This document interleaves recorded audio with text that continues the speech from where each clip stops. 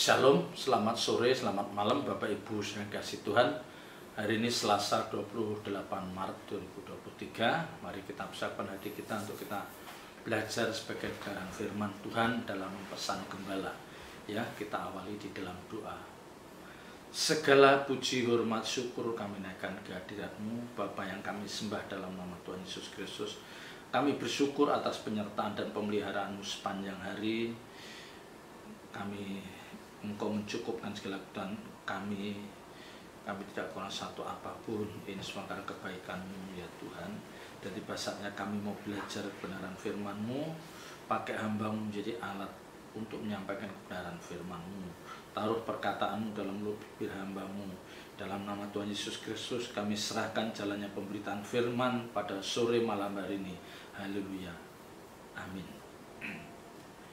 Bapak Ibu saudara yang kasih Tuhan, sebagai orang percaya tentu saya sangat meyakini bahwa Bapak Ibu saudara sering ya membaca ayat ini yang terdapat di dalam Mazmur pasal 23 mulai ayat yang pertama sampai 6 ya. Yang perikopnya adalah Tuhan gembalaku yang baik. Ya, Tuhan gembalaku yang baik.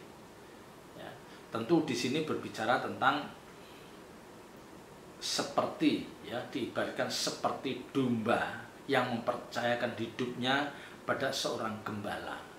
Ya, jadi di sini dalam pembacaan ini ya, bahkan dalam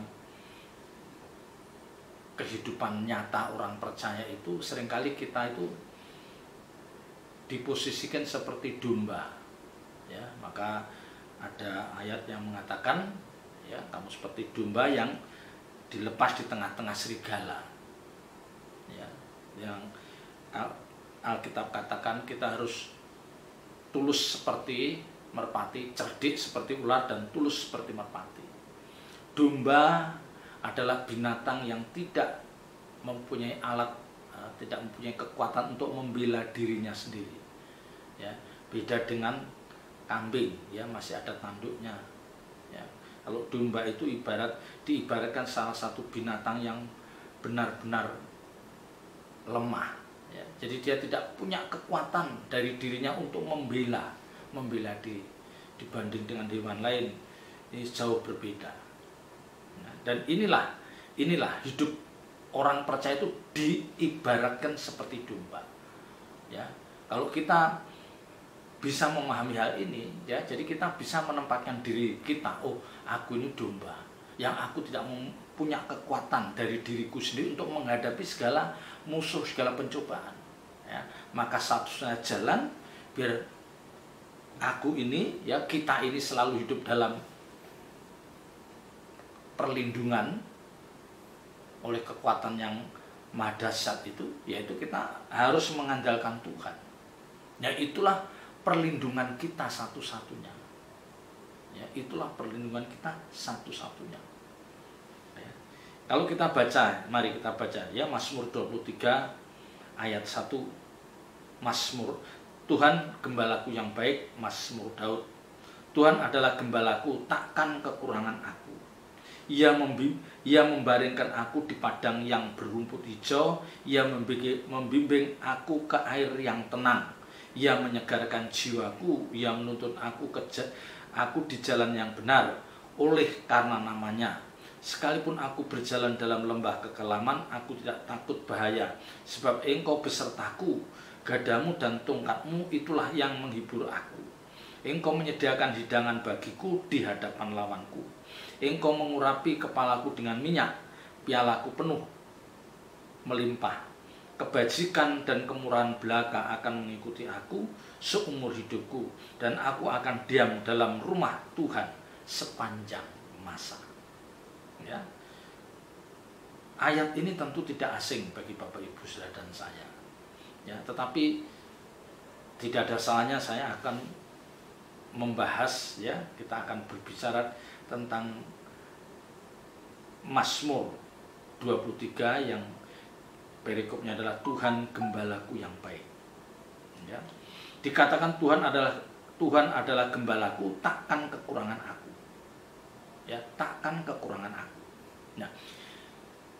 Yang menjadi persoalan di sini Bapak Ibu Saudara, memang kita itu diproyeksikan menjadi umat Tuhan yang dengar-dengaran, yang menaruh percaya sepenuhnya di dalam tangan Tuhan yang kuat. Nah, tapi masalahnya adalah banyak orang percaya yang tidak mau memposisikan sebagai domba, ya, yang itu adalah gambaran binatang yang lemah, yang dia tidak bisa membela dirinya sendiri, dan olehnya dia selalu mengandalkan perlindungan dari gembala. Ya. Jadi ketika dia menghadapi bahaya, dia berlindung, nanti gembalanya ini yang akan menghadapi musuh itu yang mengancam jiwa domba-domba itu. Nah, dan inilah sejatinya kehidupan orang percaya itu ya seperti itu. Sehebat apapun, sekuat apapun kita secara manusiawi, ya misalnya kita jadi pejabat tinggi, ya kita dapat ajudan atau bodyguard, ya kita selalu dilindungi kemanapun kita pergi, ada orang-orang yang melindungi keselamatan jiwa kita. Tetapi kalau Bapak Ibu memahami, bagi orang percaya, perlindungan yang sempurna itu tetap ada di tangan Allah. Ya, manusia tidak bisa melindungi 24 jam. Ya, bahkan seringkali bisa lengah, ya seringkali bisa lengah. Tetapi kalau Tuhan, kalau kita menyerahkan hidup kita ke tangan Tuhan, tidak ada kalimat atau bahasa yang mengatakan Tuhan itu lengah, tidak ada, ya tidak ada. Kalau Tuhan memang benar-benar mau melindungi hidup umat yang dikasihinya, yang Alkitab katakan bahwa ini biji mataku, ya karena memang orang ini hidupnya begitu penting, begitu berarti bagi Tuhan, sehingga diibaratkan seperti biji mata, maka Tuhan akan melindungi, dan tidak ada kekuatan manapun yang bisa mengusik ketenangan umat yang dalam perlindungan Tuhan. Tidak mungkin bisa. Ya. Nah, masalahnya itu, apakah kita itu termasuk domba yang menurut, ya, domba yang menyerahkan segenap hidupnya, yang mempercayakan segenap hidupnya pada gembala agung itu masalahnya. Ya, itu masalahnya. Dan kita menyaksikan ada orang-orang percaya yang merasa hebat, ya, merasa mampu, merasa kuat, ya, merasa memiliki orang-orang yang bisa melindunginya, sehingga dia tidak terlalu mengandalkan Tuhan. Tapi kalau orang percaya tahu bahwa dia itu ibarat domba yang mestinya ya segala kehidupannya, seluruh hidupnya itu diserahkan, dipercayakan pada gembala itu pasti aman. Ya, seperti katakan Tuhan adalah gembalaku, takkan kekurangan aku. Ya, tidak mungkin kekurangan. Ya, kalau kita lihat di lukisan-lukisan itu kan kita lihat bagaimana Tuhan menggembalakan banyak domba, dan Tuhan membawa mereka ke padang rumput yang hijau, membawa mereka ke air yang tenang. Ya, itu kan gambaran bahwa Tuhan adalah sosok yang bertanggung jawab, yang menjamin, ya, kelangsungan hidup orang percaya, baik dari segi keamanan maupun dari segi kecukupan hari lepas hari. Maka dikatakan takkan kekurangan aku. Ya. Bahkan kalau kita memang menjadi domba yang dengar-dengaran, ya, kita memang menjadi umat Tuhan yang memang sangat dikasih Tuhan, dan olehnya Tuhan berkepentingan dengan hidup kita, maka Bapak Ibu Saudara, tanpa kita minta pun Tuhan pasti sediakan. Ya, ya kayak misalnya kayak diibaratkan dalam lukisan itu kan domba itu digembalakan di padang rumput hijau. Jadi sebelum menggembalakan, padang rumput itu sudah disediakan oleh Tuhan. Jadi sebelum domba itu mencari atau ini, padang rumput itu sudah tersedia di hadapan mereka. Air yang tenang itu sudah tersedia. Ya, inilah gambaran orang-orang percaya yang hidupnya memang menyerahkan sepenuhnya di hadapan Tuhan. Tetapi sekali lagi, tidak banyak orang percaya yang bisa memposisikan dirinya sebagai domba. Karena domba itu, yang pertama, ya, dia mesti dengar-dengaran. Dia harus mendengar suara gembalanya. Dia tidak boleh mendengar suara orang lain yang itu bukan gembala. Nah, ini masalahnya. Ini yang tidak mudah. Ya. Dia tahu kemanapun gembala melangkah, dia akan mengikuti. Akan ikut di belakangnya. Ya. Nah, kenyataannya kan kita lihat. Banyak orang percaya, dia rajin ke gereja, ya ambil bagian dalam berbagai pelayanan. Tetapi kehidupan nyata hari lepas hari, dia tidak dengar-dengaran suara Tuhan. Ya, dia tidak mendengar suara Tuhan dengan lengkap. Dia ada kalanya dia itu apa? Menuruti suara lain yang itu bukan suara gembala. Ya, buktinya apa? Buktinya kita menemukan orang-orang percaya yang melangkahkan kakinya menuju tempat-tempat yang tidak pantas. Ya, misalnya dia begadang, ya, ke tempat-tempat perjudian, ke tempat-tempat yang tidak benar. Ya, pulang larut malam, dia pergi dengan orang-orang yang tidak takut akan Tuhan. Ini bukan tipikal orang percaya yang dengar-dengaran. Ya, jadi ini bukan tipikal orang percaya yang dengar-dengaran. Dia bisa menghabiskan waktunya, ya, sampai larut malam pergi dengan orang yang tidak takut akan Tuhan. Dia mengisi liburannya untuk kesenangan dirinya, ya, mengikuti hobi-hobinya. Padahal kalau dia mendengar suara Tuhan, mendengar suara gembala itu, tidak mungkin gembala itu akan mengizinkan, ya, apalagi mengarahkan untuk melakukan seperti itu, tidak mungkin. Tetapi memang inilah orang percaya yang tidak bisa memposisikan diri sebagai domba yang selalu bisa mendengar suara gembala. Ya, ini kalau memang kita mengakui bahwa Tuhan adalah gembalaku dan kita adalah domba-domba yang memang mempercayakan hidup kita sepenuhnya pada Tuhan, tak mungkin, takkan kekurangan aku. Itu jaminan. Ya. Ia membaringkan aku di padang yang berumput hijau, ia membimbing aku ke air yang tenang. Ya. Jadi ini berbicara tentang bagaimana pemeliharaan Tuhan atas hidup orang percaya. Tuhan tahu apa yang kita perlukan. Seperti seorang gembala yang tahu apa yang diperlukan domba itu, rumput yang hijau, air yang bening, ya, air yang tenang. Itu. Ya. Tapi sekali lagi masalahnya adalah di kitanya sendiri. Ya, di kitanya sendiri. Kita tidak dengar-dengaran. Ya. Itu yang sulit. Ya. Jangan dikira mudah loh menjadi orang yang dengar-dengaran dengan Tuhan, itu tidak mudah. Karena suara Tuhan itu sayup-sayup. Ya. Bagi orang yang sangat duniawi itu nyaris tidak kedengaran. Tapi bagi orang-orang yang rohani, yang mereka tidak punya banyak keinginan, ya, dari dalam hidupnya tidak punya banyak keinginan, tidak punya banyak agenda dalam hidupnya, ya, tidak punya ambisi yang macam-macam, dia mudah mendengar suara Tuhan. Sekalipun itu sayup-sayup, dia akan tetap mendengar. Karena apa? Bejana hatinya bersih, pikirannya bersih, ya, tidak terkontaminasi oleh filosofi dunia. Jadi mereka peka mendengar suara Tuhan. Ya, ini yang penting. Ya, kalau Bapak Ibu Saudara masih suka misalnya punya nonton hiburan di TV apa di internet sekian jam, ya, nggak geser-geser, nanti belum lagi pergi sama orang-orang sahabat-sahabatnya yang tidak takut akan Tuhan, ya, belum lagi kalau kita punya ambisi yang udah hidupnya diisi oleh hal itu, ya, dia tidak akan mendengar suara Tuhan. Dan orang-orang seperti itu tidak layak untuk dibawa Tuhan ke padang rumput yang hijau, apalagi dibaringkan pada air yang tenang, nggak layak. Ya. Yang dibawa ke padang rumput yang hijau dan dibawa ke air yang tenang itu adalah domba yang memang mendengar suaranya dan menyerahkan hidup sepenuhnya di dalam tangan seorang gembala.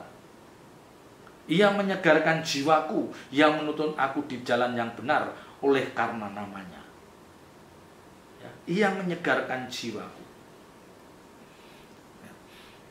Orang percaya bisa mengalami masalah, bisa suntuk, ya, bisa lagi gundah gulana, ya, bisa dia lagi keadaan stres atau apa. Tetapi tetap selama dia bisa mengasihi Tuhan dan selalu ada waktu untuk Tuhan, keadaan jiwa, keadaan batinnya kita yang keruh, Tuhan akan bisa memberikan penghiburan.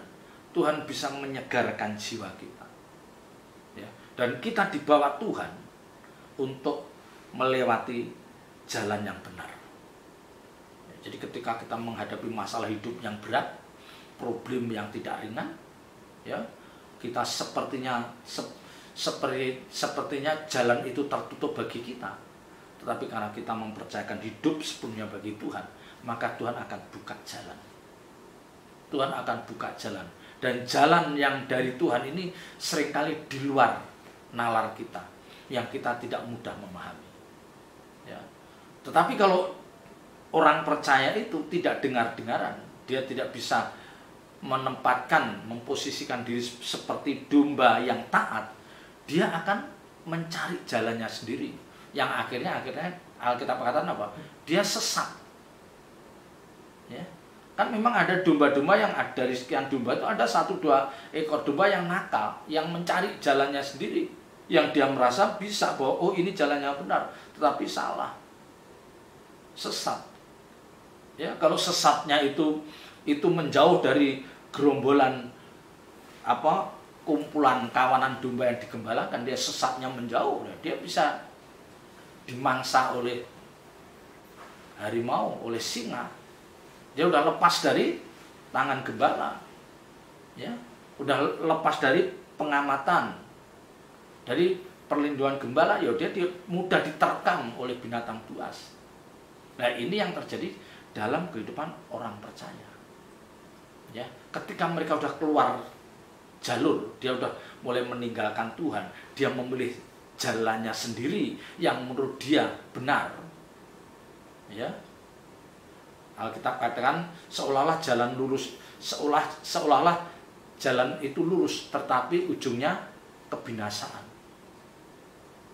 Nah, ini yang tidak kita inginkan.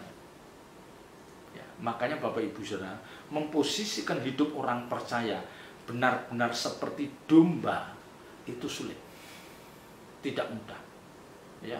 Karena domba itu yang mempercayakan hidupnya sepenuhnya di tangan gembala, yang itu pasti karena dia menyadari bahwa dia tidak punya kekuatan untuk membela diri kalau menghadapi binatang buas, ya, maka dia menyerahkan hidupnya pada seorang gembala. Yang kedua, dia harus dengar-dengaran. Nah, untuk dengar-dengaran ini yang tidak mudah, ya, tidak mudah, ya. Kenyataannya kan banyak orang percaya tidak dengar-dengaran, akhirnya dia tersesat, ya, sudah diterkam oleh binatang buas itu, ya. Ia menuntun aku di jalan yang benar oleh karena namanya. Jadi jangan sampai kita mengambil jalan yang salah ketika kita menghadapi masalah hidup. Jangan sampai salah, ya, karena ketika jalan itu salah, maka itu akan membawa kita semakin jauh dari Tuhan, dan itu sudah di luar pengamatan Tuhan, di luar pengawasan seorang gembala, dan ini membahayakan hidup domba yang tersesat itu, membahayakan, ya. Ayat 4, sekalipun aku berjalan dalam lembah kekelaman, aku tidak takut bahaya. Nah, ini, ya. Dia sadar, ya, orang percaya yang takut akan Tuhan, orang percaya yang memiliki hubungan, memiliki intimasi dengan Tuhan yang baik, karena dia terus membangun mezbah doa ini. Dia tahu kapan dia berjalan dalam lembah kekelaman, masuk dalam pencobaan, dia tahu, dia sadar. Tetapi dia punya keyakinan, aku tidak takut bahaya, karena aku tahu kepada siapa aku menyerahkan hidupku. Elohim Yahweh, pencipta langit, bumi, dan seisinya, ya. Jadi Bapak Ibu Saudara, jangan membayangkan bahwa kita tidak akan punya masalah. Jangan membayangkan bahwa kita akan menjalani hidup ini dengan easy going, ya, dengan begitu mudah, wah, dengan mulus. Siapapun pasti akan menghadapi masalah dalam hidup ini. baik dia orang percaya maupun orang kafir, orang yang setia maupun orang yang tidak setia, tetap akan ada masalah hidup. Ya, yang membedakan adalah orang-orang yang takut akan Tuhan, yang memiliki hubungan yang dekat dengan Tuhan, dia cepat lari kepada Tuhan. Ya, dia cepat lari, duduk di kaki Tuhan. Dan dia punya keyakinan, sehebat apapun pencobaan, ya, seberat apapun lembah kelam yang harus aku lewati, aku tidak takut bahaya, karena Engkau besertaku. Ya. Allahku, Elohim Yahweh, Dia yang akan melindungi aku. Dia tidak akan membiarkan aku jatuh ke binatang buas, tidak akan biarkan. Ya, sebab Engkau besertaku, gadamu dan tongkatmu itulah yang menghibur aku. Jadi kekuatan, kuasa Tuhan itu yang buat kita tenang. Ya, itu yang buat kita tenang. Ya. Nah, hanya orang-orang yang memiliki kedekatan dengan Tuhan lewat pergumulan sepanjang hidupnya, itu yang bisa memahami kekuatan dan kuasa Tuhan. Ya, dia bisa memahami dan dia mempercayakan hidup sepenuhnya di dalam tangan Tuhan. Tetapi kalau orang yang tidak pernah membangun intimasi, dia tidak punya hubungan yang baik dengan Tuhan, dia meragukan. Ya, ada kekhawatiran. Ya. Tetapi sekali lagi, orang-orang yang memang mempercayakan hidup sepenuhnya di tangan Tuhan, dia tahu bahwa gada dan tongkat Tuhan itulah yang menghibur aku, yang buat aku tidak akan takut, yang buat aku tidak akan gemetar. Dan kita harus yakin, Bapak Ibu Saudara. Ya, tetapi kita nggak boleh yakin-yakin aja. Ya, keyakinan kita harus didasari dengan apa? Intimasi kita dengan Tuhan yang memang sudah kita bangun cukup lama. Ya. Jadi jangan hanya yakin Tuhan akan menjaga aku, Tuhan hanya melindungi aku, Tuhan akan memberikan aku kekuatan. Ya, mulutnya bilang begitu, tapi hidup sehari-harinya tidak menunjukkan bahwa dia membangun intimasi dengan Tuhan. Ya, ini yang membahayakan. Ini yang membahayakan. Ya. Hanya orang-orang yang sudah membangun intimasi yang erat dengan Tuhan, yang sudah bergaul karib dengan Tuhan, yang bisa mengatakan bahwa Engkaulah perlindunganku, Engkaulah kekuatanku, gunung batuku, aku tidak takut menghadapi bahaya. Nah, ini boleh bicara begitu. Karena dia sudah membangun intimasi dengan Tuhan bertahun-tahun lewat pergumulan dalam hidupnya. Tetapi orang yang tidak punya hubungan intim, jangan mudah bicara seperti itu. Ya, jadi mari Bapak Ibu Saudara, kita mulai membangun intimasi kita dengan Tuhan. Ya, bahkan ayat 5 katakan, Engkau menyediakan hidangan bagiku di hadapan lawanku. Ya, menyediakan hidangan bagiku di hadapan lawanku. Ya, jadi dia bisa menikmati berkat Tuhan itu di depan musuh-musuhnya. Ya, dia bisa menikmati berkat Tuhan itu, hidangan itu, sekalipun di sekelilingnya ada lawan, dia tidak takut.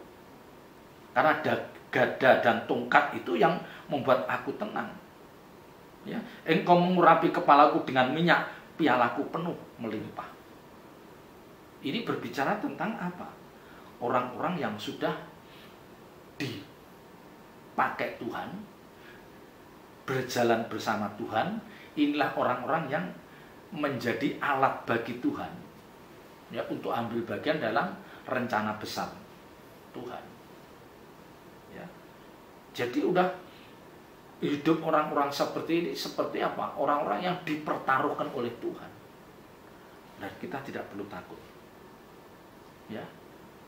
Kebajikan dan kemurahan belaka akan mengikuti aku seumur hidupku, dan aku akan diam dalam rumah Tuhan sepanjang masa. Kita merindukan jadi orang percaya yang seperti ini. Ya, yang bisa menempatkan dirinya sebagai gembala, sebagai domba yang menyerahkan hidup sepenuhnya di tangan Tuhan, di tangan Tuhan yang kuat. Kebajikan dan kemurahan belaka akan mengikuti aku.